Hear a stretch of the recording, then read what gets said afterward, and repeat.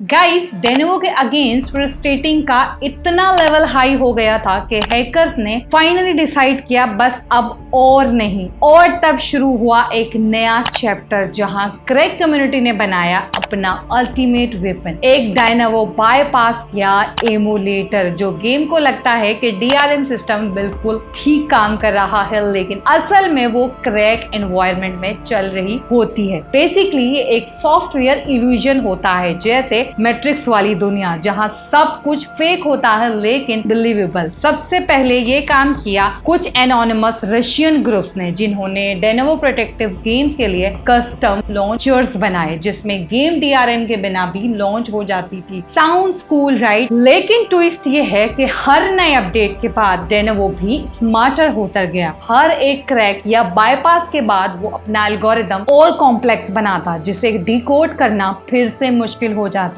ये एक कैट और माउस गेम बन गया था। हैकर क्रैक करते डेनोवो पैच देता, फिर नए से क्रैक बनाता, फिर नए से पैच आता और ऐसे ही साइकिल चलता रहा। कुछ फेमस क्रैकर्स जैसे CPY और कोडेक्स ने कुछ बड़े डेनोवो प्रोटेक्टिव गेम्स क्रैक किए थे, जैसे रेजिडेंट एविल 7, FIFA 18 और जस्ट कॉज 4, लेकिन उनको करने में वीक्स या मंथ्स लग गए और उस वक्त तक गेमिंग कंपनीज ऑलरेडी मिलियंस कमा चुकी होती हैं। इस पॉइंट पर क्रैक कम्युनिटी में एक नई फिलॉसफी सामने आई। अगर गेम लॉन्च के 3-4 महीने बाद क्रैक हो भी जाए तो इसका कोई कमर्शियल इम्पैक्ट नहीं होता, यानी पायरेसी का असली डैमेज होता तब है जब गेम डे 1 क्रैक हो। इसी वजह से कई क्रैकर्स ने डेनोवो के अगेंस्ट काम करना स्लो कर दिया। फिर आए कुछ नए टेक्निक्स जैसे VM प्रोटेक्ट और सिक्योर रूम्स, जो डेनोवो के साथ मिलकर डबल प्रोटेक्शन देने लगे। और क्रैकर ने बोला भाई ये तो ओवरकिल है, अब सिर्फ एक क्रैक बनाना काफी नहीं था, आपको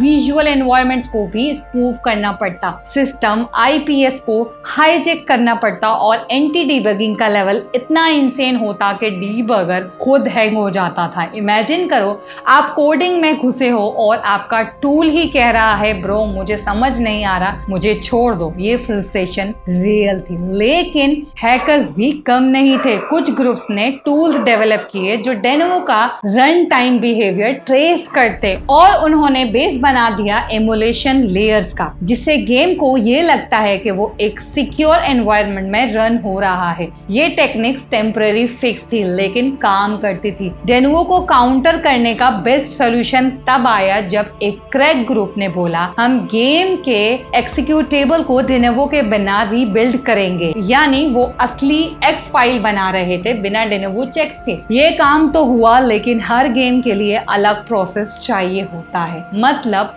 हर क्रैक पे फुल टाइम एफर्ट लगता। और जहां तक पायरेटेड कम्युनिटीज का सवाल है, वो फास्ट क्रैक चाहते हैं, हर गेम के लिए इंस्टेंट पैच नहीं। इसीलिए कई क्रैकर्स ने बर्नआउट फील किया और प्रोजेक्ट्स छोड़ दिए, और तब से डेनोवो के अगेंस्ट एक साइलेंट सरेंडर भी हुआ है। बट वेट, क्या ये एंड था? नहीं गाइस, फिर आया मॉडर्स, जिन लोगों ने डेनोवो बाईपास नहीं किया लेकिन उसके इफेक्ट्स को कम कर दिया। कुछ गेम्स में लोगों ने डेनोवो रिलेटेड फाइल्स मैनुअली रिमूव करके परफॉर्मेंस बूस्ट नोटिस किया। रेडिट थ्रेड्स भर गया टेस्ट रिजल्ट से, जहां प्लेयर बोल रहे थे मैंने गेम से सिर्फ एक डेनोवो DLL फाइल डिलीट की और FPS इंस्टेंटली 20 से 60 हो गया। इतना इम्प्रूवमेंट देख के सब सोचने लगे क्या ये कल्प्रिट था? कुछ कंपनीज जैसे कैपकॉम और सिक्योर एनिक्स ने डेनोवो को पैच के थ्रू हटा भी दिया, स्पेशली जब उनको प्लेयर ब्लैकलश मिला। For example Devil May Cry 5 के रिलीज के बाद मॉडर्स ने उसका पायरेटेड वर्जन टेस्ट किया और प्रूफ दिया कि क्रैक वर्जन फास्टर था। कैपकॉम ने फाइनली बो डाउन करके डेनोवो को हटा दिया, लेकिन ये सब तब होता है जब डेवलपर प्रेशर फील करता है, अदरवाइज वो डेनोवो को छोड़ते नहीं।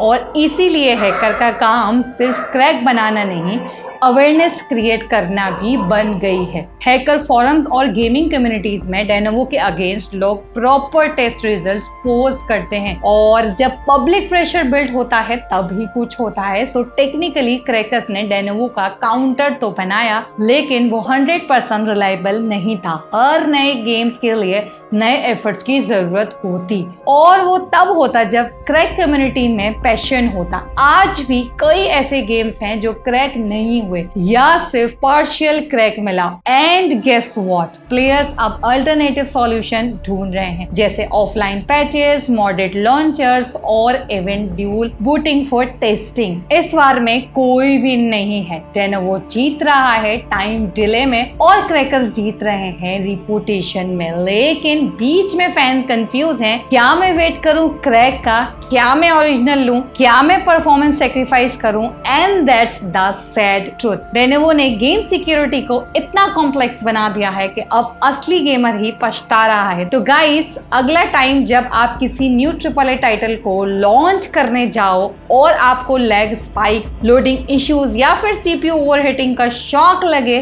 तो याद रखना शायद वो गेम प्रोटेक्टेड है लेनोवो के नए वर्जन से। और अगर आप क्रैक का इंतजार कर रहे हो तो पेशेंस रखना, क्योंकि क्रैकर्स भी ब्रेक ले रहे हैं। लेकिन फ्रॉगी गेमिंग यहाँ है आपको अपडेट देने के लिए, बिना फिल्टर के, बिना ड्रामे के, सिर्फ सच।